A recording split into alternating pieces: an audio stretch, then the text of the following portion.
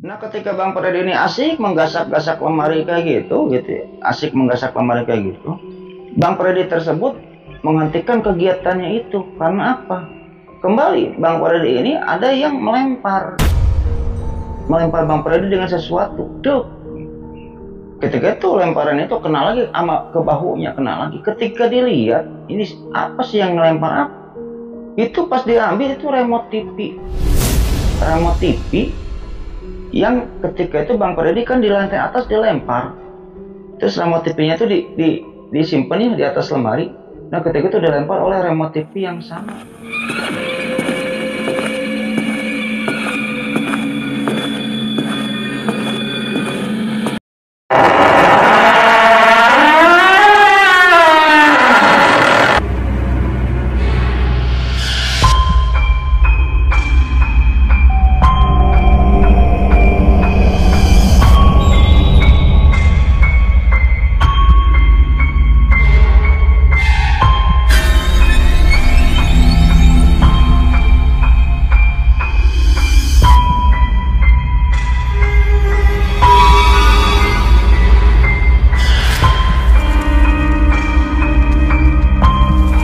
Assalamualaikum warahmatullahi wabarakatuh. Bismillahirrahmanirrahim. Alhamdulillahirrahmanirrahim. Wabillahi nasta'inu ala umuri dunya waddin. Wassalatu wassalamu ala asrofil anbiya'i wal mursalin wa ala alihi washabihi ajmain. Amma ba'd. Oke, Developers, kembali lagi bersama saya Lucky Developer.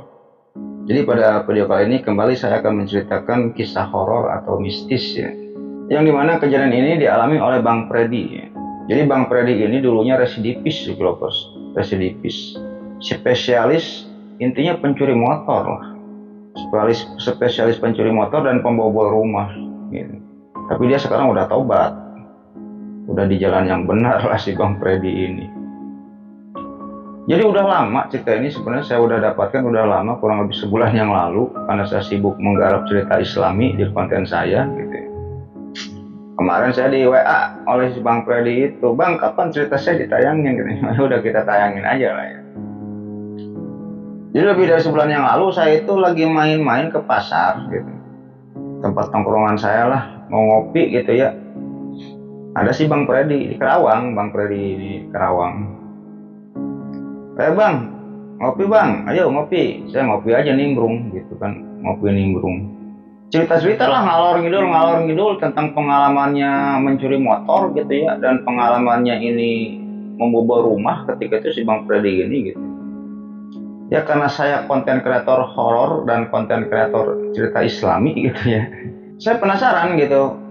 Akhirnya nanya saya ke Bang Freddy itu, Bang, Abang selama pengalaman nyuri motor gitu, kalau enggak membobol rumah gitu ya, Abang pernah nggak sih ngalamin kejadian horor atau mistis, intinya ketemu juri, pernah nggak gitu kan? Nah, akhirnya dia cerita kepada saya tentang pengalamannya itu. Ternyata dia pernah gitu. Pada saat dia mau bobol rumah gitu, dia ketemu dengan sosok kuntilanak, intinya kayak gitulah.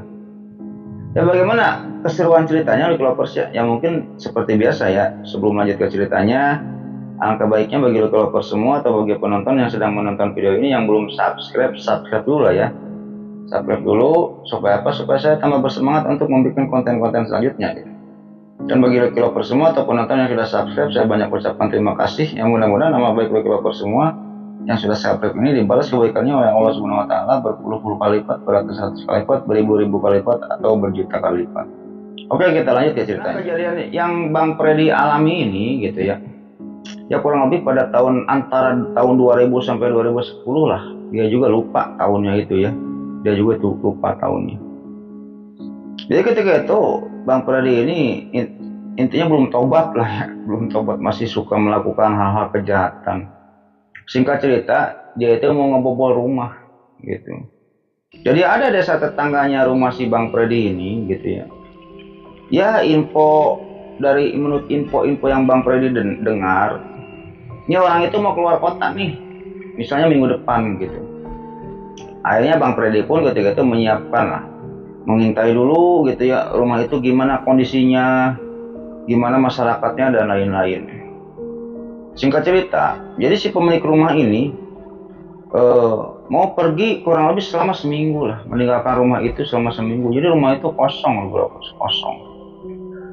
Rumahnya 2 tingkat dan di desanya itu ya orang pemilik rumah itu ya termasuk orang yang kaya raya, intinya kayak gitu. Oke, kita singkat saja, akhirnya si pemilik rumah itu meninggalkan rumahnya lah, nggak tahu pergi kemana, keluar kota lah intinya ya, keluar kota kayak gitu. Misal si pemilik itu pergi hari Senin. Nah ketika hari Senin itu Bang Freddy ini mau menggasak rumah itu ya, mau melakukan pencurian, pembobolan rumah di rumahnya si pemilik itu, intinya kayak gitu. Akhirnya si Bang Freddy ini kan punya guru spiritual gitu, guru spiritual.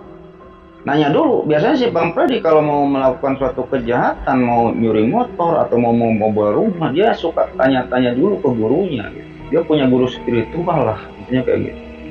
Setelah bertanya, kata guru spiritualnya itu, Fred, jangan hari ini kalau bisa, katanya. Jangan hari ini kalau bisa. Kalau hari ini kalau kamu mau melakukan kejahatan gitu, kamu ngelakuinnya ke sebelah timur tuh. Pokoknya ke arah timur aja, terserah. Mau nyopet, mau ngegarong, pokoknya ke arah timur.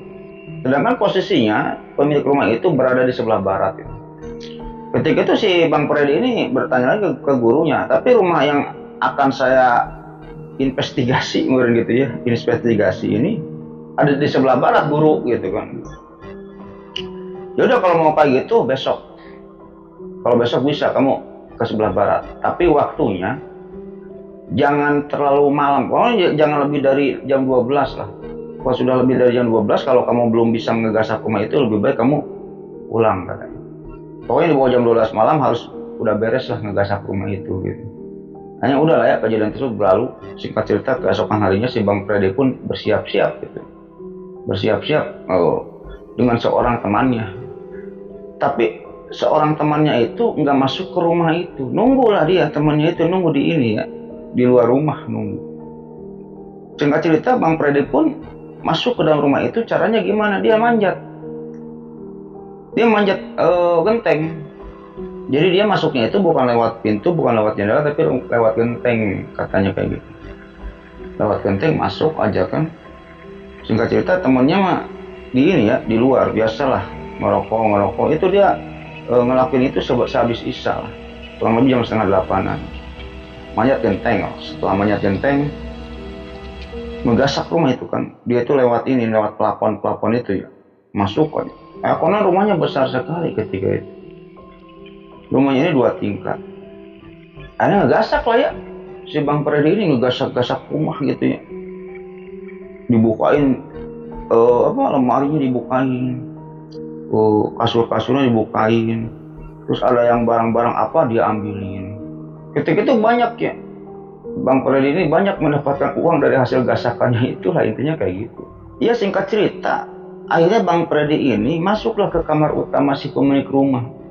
Konon kamarnya besar sekali gitu.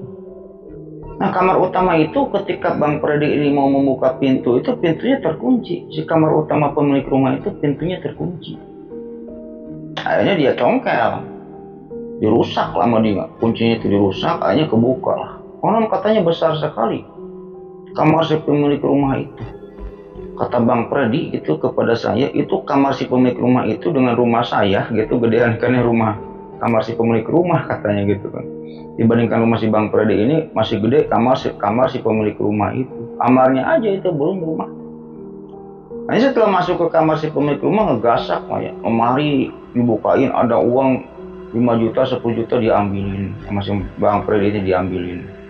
Ya asik aja dia ngegasakin barang-barang yang di sana ya. Konon ada handphone katanya diambilin, handphone itu diambilin.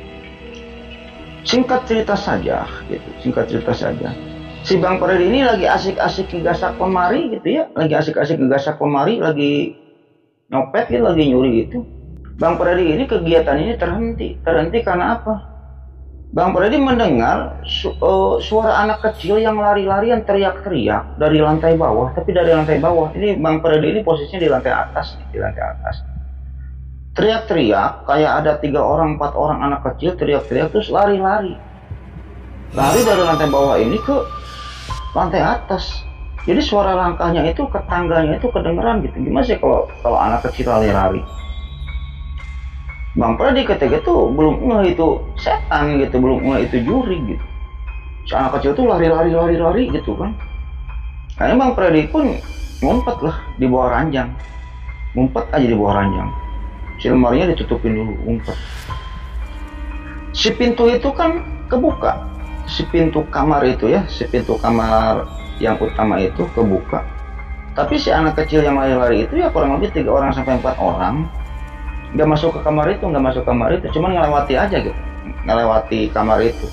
Bang Freddy ngelihat ketika itu ada sosok 4 orang anak kecil sedang kejar-kejaran lah, main kejar-kejaran di rumah itu. Tapi Bang Freddy ketika itu posisinya tidak melihat wajah anak kecil itu, tidak melihat karena Bang Freddy posisinya di bawah ranjang, jadi hanya setengah aja gitu, hanya setengah aja kelihatan, kurang lebih 4 orang anak kecil. Udah gitu udahlah, suaranya itu udah gak kedengaran lagi ya, si anak kecil itu suaranya udah gak kedengaran lagi. Akhirnya si Bang Freddy nelfon ke temennya yang di bawah itu, bro, ini tadi di luar ada orang yang masuk ke rumah nggak? Nggak ada, katanya nggak ada. Kok di sini ada anak kecil ya, katanya 4 orang anak kecil, kata si Bang Freddy ketika itu. Bener, nggak ada yang masuk, katanya. Nggak ada. Nanti kalau ada yang masuk kasih tahu, katanya. Oh oke Bang, katanya kan. Udah lah ya, kejadian tersebut berlalu. Akhirnya si Bang Freddy pun ketika itu ngegasakin kamar lagi. Sudah itu dia pindah kamar ke kamar sebelah. Kamarnya banyak ketika itu. Pindah kamar, kamarnya terkunci sama Bang Freddy, didongkel lagi kuncinya, dibuka lagi, dicongkel gitu. Masuk lagi kamar sebelah, digasakin lagi, lemari dibukain lagi, ada uang misalnya 1 juta diambil. Ya konon ketika itu dapat uang kurang lebih hampir 17 jutaan lah. Pada tahun 2000-an lah, 2000 sampai 2010. Dia juga lupa ya kejadian itu kapan. Nah ketika Bang Freddy ini menggasak kamar satu lagi gitu, lagi asik aja ya, masukin uang gitu, masukin emas gitu ya ke tasnya itu ya, di dalam lemari. Bang Freddy itu kegiatannya ini berhenti karena apa gitu. Jadi ketika itu Bang Freddy ini ada yang ngelempar gitu. Jadi Bang Freddy ini dilempar oleh sesuatu. Gak tahu siapa yang ngelempar gitu. Dilempar, tek, kena bahunya, kena pundak, dek gitu. Pas dilihat itu remote TV. Jadi Bang Freddy ketika itu dilempar oleh remote TV, diambil remote-nya itu. Ini siapa yang melempar saya gitu kan? Dia telepon temannya itu, diangkat lah ya. Setelah itu, bro, lu masih di luar apa udah masuk ke dalam, katanya. Gua masih di luar, kata si temannya itu. Ketika itu si Bang Freddy, lah ini siapa yang melempar saya? Akhirnya teleponnya ditutup lah ya. Setelah itu dicari sama Bang Freddy ini, ke balkon, ke ruangan dicari, ini siapa yang melempar, takutnya ada orang di sana gitu kan, takutnya ada orang atau siapa. Bang Freddy udah nyiapin golok ketika itu, udah siap-siap aja nih kalau ketahuan, udah perang aja di sana, gelut gitu kan. Tapi nggak ada nih, nggak ketemu, masih Bang Freddy ini nggak ketemu. Ketika itu pikirannya mungkin remote TV itu ada di atas lemari dan jatuh gitu ya. Pemikiran Bang Freddy kata itu kayak gitu. Akhirnya Bang Freddy turun ke bawah. Si remote TV itu akhirnya disimpan aja sama Bang Freddy di atas lemari yang ada di kamar itu. Akhirnya setelah dari lantai atas turun ke lantai bawah. Kan banyak kamar juga di lantai bawah itu ya. Akhirnya Bang Freddy ketika itu masuk ke salah satu kamar yang ada di lantai bawah itu ya. Dicongkel biasa, pintunya dicongkel, cekruk. Masuklah ke kamar. Setelah masuk ke kamar, di lantai bawah ini banyak makanan nih. Jadi kamar yang itu tuh banyak makanan. Nah konon kejadiannya itu pas mau lebaran. Gitu loh, kalau pas mau lebaran, bulan puasa gitu ya, pas mau lebaran. Nah ini makanan itu sama Bang Freddy ya dicobain satu-satu gitu ya, Setelah itu biasa Bang Freddy ini ngegasak lagi lemarinya tuh dijongkelin semua, dijongkel. Ketika dibuka lah ada uang lah, 500.000, 300.000 diambilin sama Bang Freddy itu. Ada emas, ada jam tangan dan sebagainya. Nah ketika Bang Freddy ini asik menggasak-gasak lemari kayak gitu ya, Bang Freddy tersebut menghentikan kegiatannya itu. Karena apa? Kembali Bang Freddy ini ada yang melempar Bang Freddy dengan sesuatu. Duh. Ketika itu lemparan itu kena lagi sama ke bahunya, kena lagi. Ketika dilihat, ini apa sih yang ngelempar apa? Itu pas diambil itu remote TV. Remote TV yang ketika itu Bang Freddy kan di lantai atas dilempar. Terus remote TV-nya itu disimpan ya di atas lemari. Nah ketika itu dilempar oleh remote TV yang sama. Gitu si Bang Freddy ini gitu ya. Akhirnya marah-marah. Udah positif ketika itu Bang Freddy ini di sini ada orang gitu. Akhirnya nyambut golok langsung, kamu keluar katanya, kamu keluar, kalau mau mati kamu keluar katanya, tapi kalau nggak mau mati gitu, kamu diam aja katanya, kata Bang Freddy. Sok keluar, di mana kamu? Intinya munculin lah kamu itu, saya cuma mau nyuri gitu, kalau kamu mau ngelawan Bang Freddy gitu. Akhirnya setelah itu Bang Freddy ini mendengar suara ketawa perempuan gitu. Mendengar suara tipis ketawa perempuan.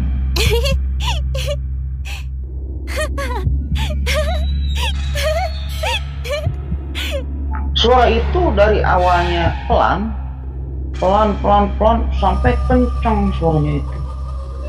Sampai ketawa kencang, intinya ketawa kuntilanak.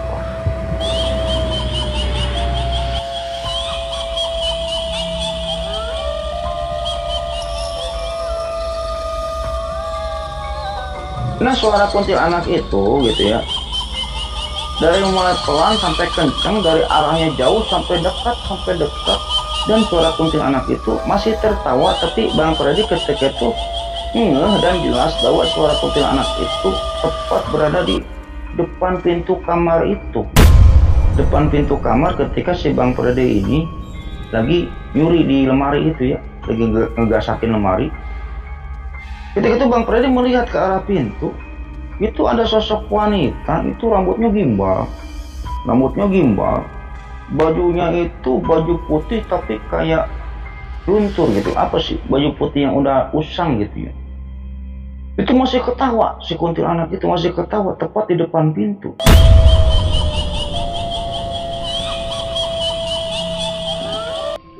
Ketika itu Bang Freddy kan lagi megang golok gitu. Ketika melihat kuntilanak itu, Bang Freddy ini masukin lagi goloknya ke serangkanya, langsung dimasukin lagi ke pinggangnya, ke balik jaket dimasukin. Lagi itu, oh kirain saya siapa katanya kan. Ternyata kamu Kunti katanya. Udah diam di sana katanya, jangan ganggu, saya lagi nyuri katanya kan. Kata si Bang Freddy itu katanya gitu, diam kamu di sana Kunti, saya lagi nyuri katanya. Akhirnya kata si Bang Freddy gitu, si kuntilanak itu yang dari mulai di depan pintu, dia itu jalannya itu kayak ngelayang gitu, ser gitu ya. Terus duduk di kasur di kamarnya tempat si Bang Freddy nyuri itu gitu ya. Kuntilanak itu duduk. Setelah kuntilanak itu duduk, kata si Bang Freddy ketika itu, ya enggak sih duduk di dinya ya, saya enggak duduk di dinya. Kamu duduk di sana katanya, jangan ganggu katanya. Lu kalau ganggu gua bunuh katanya kan. Sambil ngeluarin goloknya. Makanya si kuntilanak itu duduk aja, liatin si Bang Freddy ini lagi nyuri gitu. Gitu. Setelah habis lah ngegasak gitu ya, ngegasak barang-barang itu, kurang lebih jam 10 atau jam setengah 11-an selesai lah ya. Bang Freddy ini nyuri selesai ya, dapat 17-18 juta, berikut emas, terus handphone, terus ada arloji juga, ketika itu jam tangan. Hanya Bang Freddy ini ya, apa namanya, keluar lagi. Setelah keluar pamitan, kuntilanak itu masih ada di itu, masih duduk di kasur. Si kuntilanaknya itu masih duduk di kasur, terus pamitan, ya Kunti, saya pulang dulu ya. Tapi pakai bahasa Sunda gitu, pakai bahasa Sunda. Aing balik ke nya. Kunti, aing balik ke nya. Nuhun ya katanya kan. Saya pulang dulu ya, terima kasih ya katanya, kata si Bang Freddy ini. Udah aja Bang Freddy ini keluar dari plafon ngajleng gitu ya, pakai tangga. Setelah itu dijemput sama temannya itu. Udah aja pergi, pergi. Ya kata-kata dipakai poya-poya. Ya pakai minum gitu ya. Pakai ke cewek dan lain sebagainya. Ya uang kayak gitu mah nggak berkah ya, nggak akan jadi daging lah, nggak akan jadi banda. Kalau kata bahasa Inggrisnya mah kayak gitu. Ya setelah itu pun si Bang Freddy ini dihukum lah ya, singkat cerita mah ketangkep sama polisi dan dihukum. Konon katanya itu pencurian yang terakhir Bang Freddy lakukan gitu, pencurian terakhir yang Bang Freddy lakukan. Jadi Bang Freddy ini residivis yang sudah tobat gitu, residivis yang sudah tobat, spesialisasinya itu pencuri motor dan pembobol rumah. Ya Bang Freddy juga ke saya ini menitipkan pesan lah ya. Yang pesan itu akan saya sampaikan juga kepada Lucky Lovers semua gitu ya. Yang pertama Bang Freddy ngomong ke saya kayak gini, Bang, ini kan saya intinya gini lah, saya ini pencuri motor dan pembobol rumah. Saya nanya sih, gimana sih Bang caranya kalau misalnya kita nggak mau pencurian motor dan rumah ini nggak mau kebobolan atau gimana gitu. Ketika itu Bang Freddy menjelaskan kepada saya, Lucky Lovers ya, Bang Freddy ini menjelaskan kepada saya perihal bahwa yang pertama, kalau kita memarkir motor ya, si setangnya itu harus ke sebelah kanan gitu. Jadi kan kalau porak ini kan kebanyakan ke kiri gitu. Jadi jangan ke kiri, kalau bisa ke kanan. Karena apa? Kalau orang mencuri motor itu, si pencuri motor itu, yang pertama hitungannya detik. Maksimal dia 1 menit, motor itu harus udah kecuri gitu. Kalau misalnya 1 menit motor itu belum kecuri, biasanya kalau yang profesional itu ditinggalin tuh. Si motor itu ditinggalin gitu 50%. Tapi kalau misalnya udah 5 menit tetap diusahain juga, itu mah pencuri bukan profesional katanya kayak gitu. Nah kenapa harus porak ke sebelah kanan gitu? Karena biasanya orang yang mencuri motor itu pakai letter T, pakai letter T, dan kalau ke sebelah kiri, poraknya ke sebelah kiri gitu ya. Jadi banyak ruang gitu, banyak ruang untuk ngebuka kunci motor itu. Gitu. Tapi kalau ke sebelah kanan gitu ya, jadi si kunci letter T-nya itu kehambat oleh setang gitu. Jadi mentok gitu ya kayak gitu. Setidaknya hal tersebut untuk memperhambat gitu, untuk memperhambat si pencuri melakukan pencurian sepeda motor. Yang pertama itu. Dan yang kedua, coba kita pakai ya, kalau setiap sepeda motor itu pakai gembok kecil gitu. Pakai gembok kecil rantainya atau apanya gitu ya. Pakai gembok kecil aja gitu, kita beli di Alfamart, di Indomaret itu kita beli. Untuk apa? Untuk memperhambat juga. Untuk memperhambat juga supaya kita tidak kecurian gitu. Ya pengalaman saya juga pernah motor saya itu dibobol oleh letter T ya. Oleh maling gitu. Tapi rantai motor saya ini sudah digembok, akhirnya ditinggalin. Itu yang pertama. Yang kedua, kita jangan menyimpan kunci pintu itu ngegantung gitu di pintu. Biasanya kalau kita malam hari kunci rumah ya, kunci pintu rumah, udah pintu rumahnya itu udah kita kunci, kuncinya itu dibiarin aja ngegantung aja di pintu gitu. Cabut, bawa ke kamar, kalau enggak bawa simpan di bawah bantal atau gimana. Soalnya kenapa gitu? Kalau kunci rumah ini kita udah ngunci rumah dan pintunya ini ditinggalkan kuncinya itu ditinggalkan di pintu gitu ya. Itu biasanya mempermudah maling gitu. Mempermudah maling membobol rumah. Maksudnya gini lah. Kalau maling pembobol rumah itu masuk ke dalam rumah, biasanya jarang ya. Lewat pintu jarang. Biasanya kalau nggak lewat jendela, lewat atap, lewat plafon gitu ya. Dan kalau misalnya maling itu mau keluar gitu, melihat kunci rumah masih ngegantung di pintu, gampang kan keluarnya. Tinggal dibuka kunci rumahnya gitu, kunci pintunya. Ada motor tinggal bawa keluar gitu kan. Ada motor tinggal bawa keluar gitu. Ada TV tinggal bawa keluar gitu ya. Tapi kalau kunci rumahnya ini masih menggantung, nggak menggantung di pintu gitu ya. Ya barang-barang berharga kita aman gitu, seperti televisi. Pokoknya barang-barang yang berharga yang seperti motor, televisi gitu, nggak akan bisa kebawa. Karena apa? Pintu rumah kita masih terkunci gitu kan, dan kuncinya kita bawa gitu. Paham gak Lucky Lovers? Paham ya? Dan yang ketiga, Lucky Lovers ya, yang ketiga, kalau misalnya kita mengetahui, menemukan maling masuk gitu ke dalam rumah gitu ya, sudah masuk nih maling itu ke dalam rumah gitu, udah kita diem aja gitu, pura-pura tidur aja. Misalnya kita lagi tidur gitu kan, setelah itu kita tahu nih ada maling masuk ke dalam rumah gitu. Kalau sepemikiran kita tidak bisa melawan maling itu, udah kita pura-pura tidur aja. Soalnya kenapa? Katanya gitu ya, kalau maling sudah masuk ke dalam rumah gitu, itu nekat gitu. Maling itu nekat gitu. Kalau perlu untuk intinya menyelamatkan dirinya sendiri, intinya kayak gitu. Kita pura-pura tidur aja. Soalnya kenapa? Kalau maling rumah ini masuk ke dalam rumah, niat rumah itu nol. Ini kalau maling ya, kecuali pembunuh bayaran gitu ya. Kalau maling masuk ke dalam rumah, niat rumah itu nol gitu, nggak ada. Terkecuali dia terdesak gitu, terdesak atau upaya melarikan diri atau gimana, atau si pemilik rumah ini ngelawan gitu. Biasanya dia. Tapi kalau enggak, biasanya si maling itu cuma mau mencuri doang. Ya intinya kalau kita kan bisa menakar ya kemampuan kita gitu. Oh maling pakai golok nih, kita pakai golok ya. Kalau kita ketakar kemampuan kita bisa menang, ya udah lawan aja gitu. Tapi kalau misalnya nggak bisa menang, udah pura-pura tidur aja. Intinya kayak gitu. Terkecuali maling itu masih di luar rumah gitu. Maling itu masih di luar rumah, baru loncat pagar, kita batuk aja, itu udah pada kabur tuh maling, udah pada pergi gitu. Tapi lain cerita kalau sudah maling itu sudah berada di dalam rumah gitu. Kita bisa nakar lah kemampuan kita segimana gitu ya. Ya kalau kita punya pistol atau apa gitu ya udah kita tembak aja gitu kan. Tapi kalau misalnya kita hanya tangan kosong dan kita tidak punya ilmu bela diri, dan kita juga bisa menakar ilmu kemampuan kita ya. Kalau kita bisa ngelawan maling itu kita bisa menang atau mati konyol, kan kita bisa menakar. Kalau mati konyol udah pura-pura tidur aja. Intinya kayak gitu. Ada lagi kisah dari Bang Joni yang nanti akan saya ceritakan di video lain sebenarnya gitu ya. Ini pesan dari Bang Joni aja. Coba setiap seminggu sekali kontrol lah atap rumah kita gitu. Atap rumah kita itu kontrol, siapa tahu ada orang di sana. Intinya kayak gitu. Nanti akan saya ceritakan pengalaman Bang Joni bertemu dengan kutil anak juga pada saat dia membobol rumah juga. Intinya kayak gitu. Karena apa? Bang Joni ini kebiasaannya ini nginep di rumah gitu. Nginep di rumah sih orang yang mau dirampoknya itu nginep 3 hari 4 hari, intinya kayak gitu.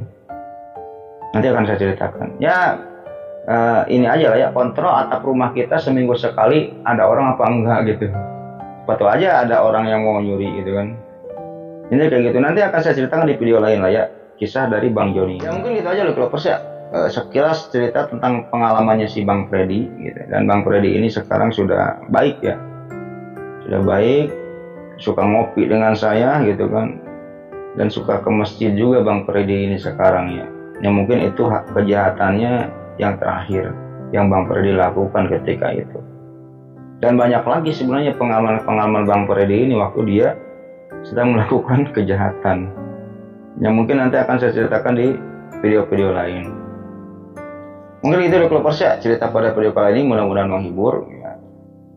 Dan saya ucapkan terima kasih kepada Clovers semua atau orang yang sudah menonton video ini sampai dengan selesai. Dan sebelum videonya saya tutup gitu ya, tak bosan-bosan saya mengingatkan kepada Clovers semua, jangan lupa like, comment, and subscribe. Supaya apa? Supaya saya tambah bersemangat untuk membuat konten-konten selanjutnya gitu ya. Dan bagi Clovers semua atau orang yang sudah subscribe dalam channel YouTube ini, saya banyak ucapkan terima kasih. Mudah-mudahan nama baik Clovers semua yang sudah subscribe dibalas kebaikannya oleh Allah Subhanahu wa taala berpuluh-puluh kali lipat, beratus-ratus kali lipat, beribu kali lipat, dan berjuta kali lipat. Dan mungkin sebelum videonya saya tutup, saya akan mendoakan kepada Clovers semua. Allahumma inna nas'aluka bi anna lakal hamdu la ilaha illa anta wa dakala syarika laka mananu badi samawati wal ardh tujali wa ikram ya hayyu ya qayyum. Mudah-mudahan Clovers semua diberikan kesehatan, diberikan umur yang panjang, diberikan rezeki yang melimpah gitu. Bagi yang sedang sakit atau ada keluarga yang sedang sakit, mudah-mudahan cepat disembuhkan penyakitnya oleh Allah Subhanahu wa taala dan tidak disakitkan lagi sampai wafat. Dan bagi Clovers semua yang masih sehat atau keluarganya yang masih sehat, mudah-mudahan diperpanjang nikmat sehatnya oleh Allah Subhanahu wa taala dan tidak disakitkan lagi sampai wafat juga ya. Dan yang paling utama, mudah-mudahan kita semua termasuk saya nantinya dikumpulkan dalam surganya Allah Subhanahu wa taala di hari kiamat nanti ya, di hari akhir nanti, dan mendapatkan syafaat darinya. Mungkin itu aja loh Clovers ya cerita pada video kali ini, mudah-mudahan menghibur. Akhirul kata, Allahumma sholli ala sayyidina Muhammad wa ala ali sayyidina Muhammad wa billahi taufiq wal hidayah. Wassalamualaikum warahmatullahi wabarakatuh.